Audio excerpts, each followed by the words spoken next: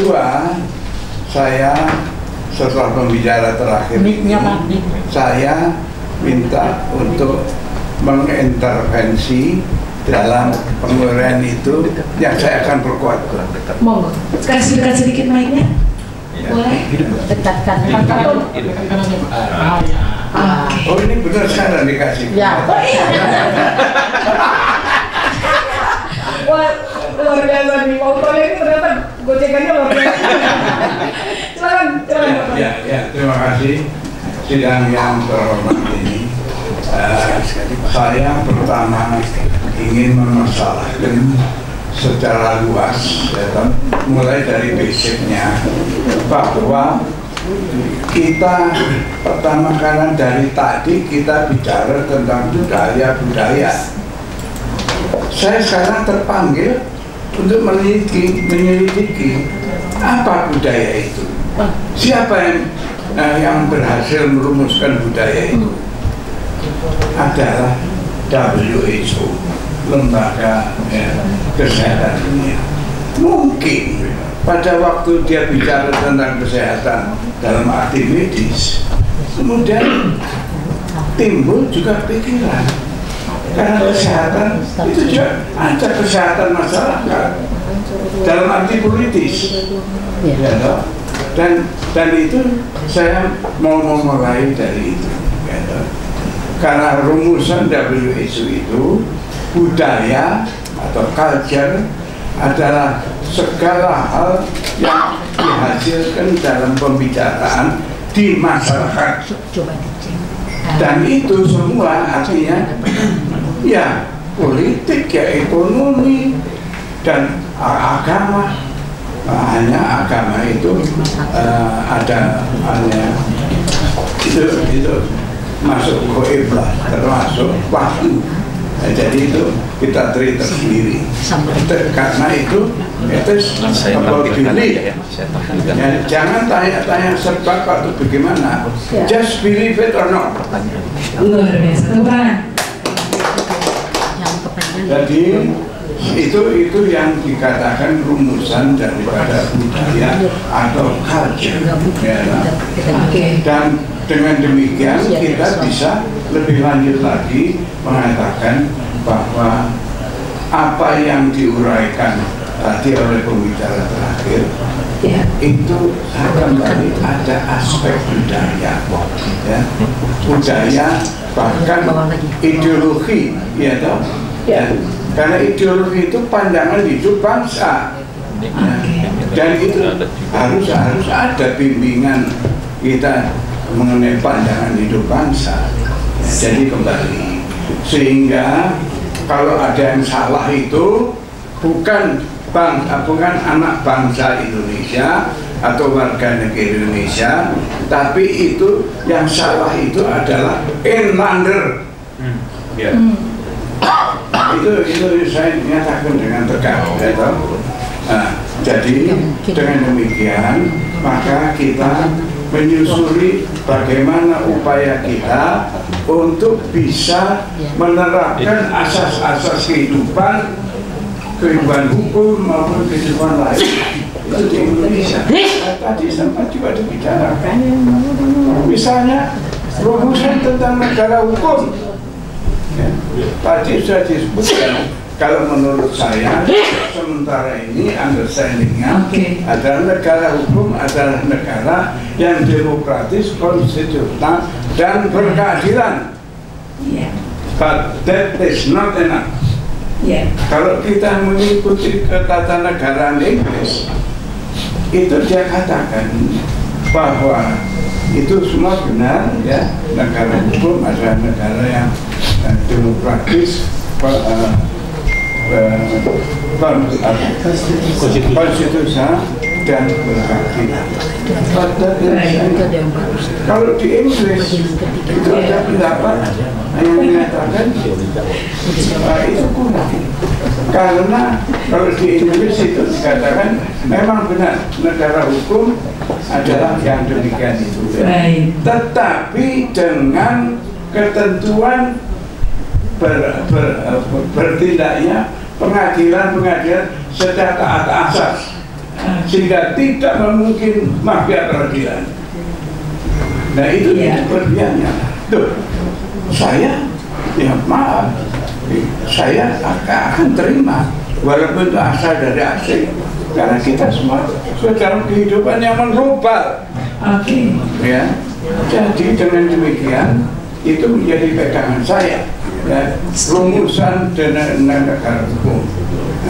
Dan perkara Pancasila itu tidak hanya menyebutkan Pancasila, ya toh?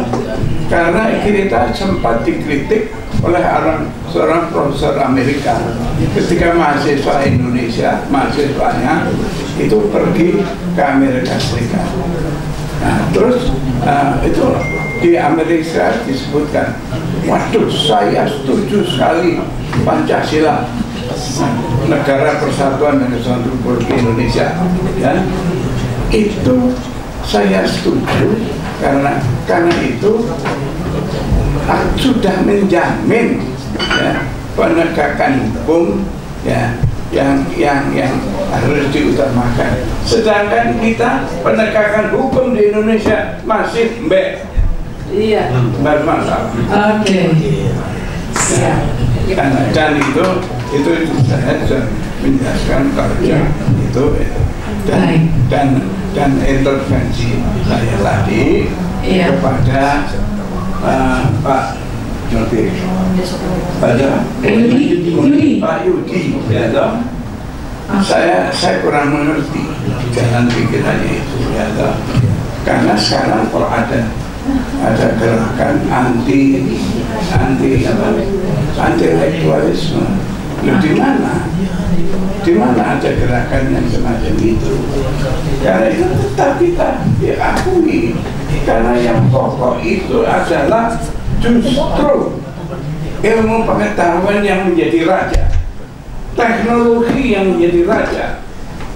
Metode pendidikan kita harus dirubah, ya, dengan memperbanyak hasil-hasil sarjana eksak, ya, sarjana ilmu pasti, ya, dan ini perlu.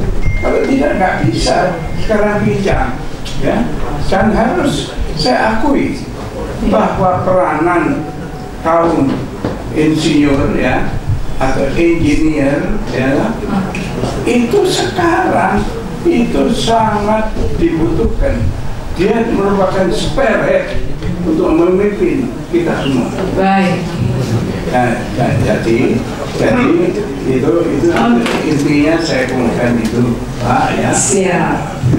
Dan demikian kira-kira, kalau saya ada yang lupa, dan juga tadi kita lupa menemukan betapa peranan Daliana Tolu. Baik, oke. Terima kasih, kita tepuk tangan sekali lagi. Catat ini Daliana Tolu ini. Wah, luar biasa. Saya tak berani berhentikan karena yang paling seru di ruangan ini adalah Pak Utoyo nih. Saya kualat nih kalau saya berhentikan ini. Saya sebenarnya sudah disecer. Luar biasa tadi. Rasanya ini kan sudah ditutup oleh Pak Utoyo ini. Sudah ada kunci, padahal mau minta tanggapan dari audiensi ruangan ini, kan yang hadir kayaknya yang diundang untuk konser ini orang hebat semua, makanya karena ini sesinya saya tadi ingatin dan segitu sudah jam 5, jangan kita maghrib ini berdosa gitu, mengambil hak orang tadi yang sholatnya Pak Fasih tadi kayaknya kelewatan tadi di jalan nih Pak. Kelihatannya sih kapan aja nih kepada floor cuma 2 orangnya. Mohon tanggapan singkat padat jelas. Jadi tanggapan bukan saja. Pertanyaan ya. Oke. Kita kasih kesempatan buat Pak Marwab Syahan, Ketua Yayasan Pencinta Danau Toba. Jadi Pak Marwab. Ini Bang Marwab ini itu nanti biar dekat kalian di sini aja ya. Oh, di Bang Marwab ini mau jadi lantangan, silakan. 2 menit. 2 menit ya. 2 menit ya. Iya. Ini suaranya. Coba. Jadi pusat dari penciptaan kan manusia. Saya setuju tadi banyak sekali filosofi yang dalam. Kebangsaan ini kalau tidak menghasilkan kesejahteraan, keadilan bagi kemanusiaan, ini menjadi jargon saja. Kenapa sekarang orang kurang percaya dengan ideologi lah, jargon lah, karena mereka tidak melihat apa yang dikatakan dengan apa yang sesungguhnya terjadi. Jadi jarak antara apa yang dikatakan dengan angka-angka bisa jadi angka ini benar rekayasa sehingga orang tersesatkan, lama-lama terjadi ketidakpercayaan. Dan ini yang terjadi karena Julianus bilang orang yang pintar angka-angka adalah pengikut setan. Maksudnya kira-kira begini, angka-angka itu bukan direkayasa, tapi ditampilkan dengan maksud tertentu, dengan impact yang berbeda, sehingga orang yang tidak paham dengan angka-angka itu akan terbawa arus. Itu yang terjadi sekarang. Ini berbahaya sekali. Itu yang mau saya sampaikan. Saya tadi sama Mas Yudi, sama Jalal, kita kumpul dulu sekali. Negara sedang berbahaya karena oleh kepentingan beberapa orang yang menampilkan angka tidak salah, tetapi impactnya sangat tidak benar sehingga merekayasa. Kira-kira dari saya itu jadi perlu diskusi yang lebih intens. Satu juga. Baik. Sudah boleh. Oke, kebetulan Bang Marwah. Ini karena dulu di sebelah Mas Yudi, Bang Marwah langsung kayaknya ini ketularan tadi. Makanya negara sedang berbahaya. Wow. Siapa lagi Kak? Karta. Barangkali, oh iya dari sana tadi. Siapa namanya Pak? Tolong sebutkan. Marbun. Mesti anak muda bersuara. Anak muda.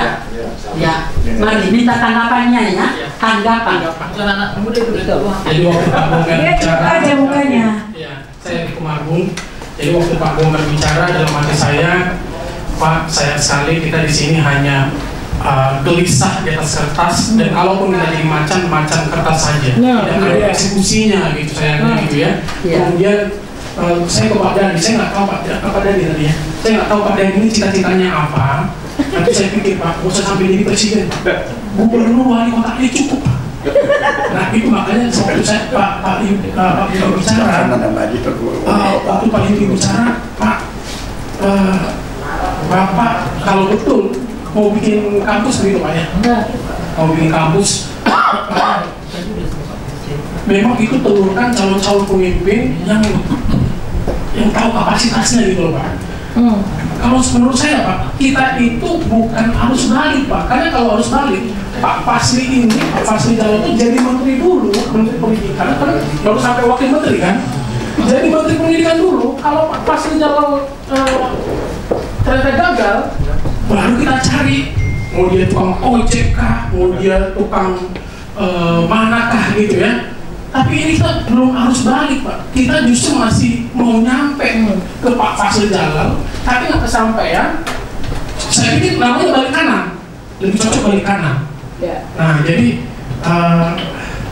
ke Pak Yudi, coba nanti dari kampus Pak Yudi, saya juga lanjut sampai ke S2S3 gitu ya. Pak Fasli, Pak Fasli catatannya begini, waktu zaman Pak SBY ketika kita mendengarkan pidato-pidato itu dikaitkan dengan ekonomi, saya katakan jurnalis Pak, yang dirasakan Pak SBY apa? Pemerintah waktu itu, pengusaha kita kurang dari 2%. Padahal kalau diikuti di Amerika, di Cina semua, di Singapura itu lebih dari 10% pengusaha-pengusahanya katanya. Akhirnya apa? Orang-orang saat itu banyak bikin kursus-kursus, banyak bikin motivasi Pak untuk jadi pengusaha.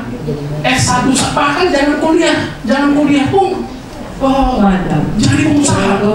Akhirnya apa Pak? Ya kita memang akhirnya nggak nyampe angka yang seperti di Amerika, di Inggris dan di negara-negara lain gitu. Nah sekarang kita malah kekurangan jadinya. Jadi saya nggak tahu kita mau titik baru, titik berangkat kita yang baru ini mau dari mana nih sekarang nih? Oke. Mau ekonominya, politiknya, budayanya, dan terakhir soal kemajemukan. Ini Pak Yudi, titipan Pak Yudi. Dan mungkin bapak-bapak di sini semua, bagaimana supaya Indonesia suatu saat nanti, misalnya di Sumatera Utara, ya, orang Jawa bisa jadi gubernur di Sumatera Utara, atau sebaliknya, di Jawa Barat orang Batak jadi gubernurnya gitu. Iya. Iya.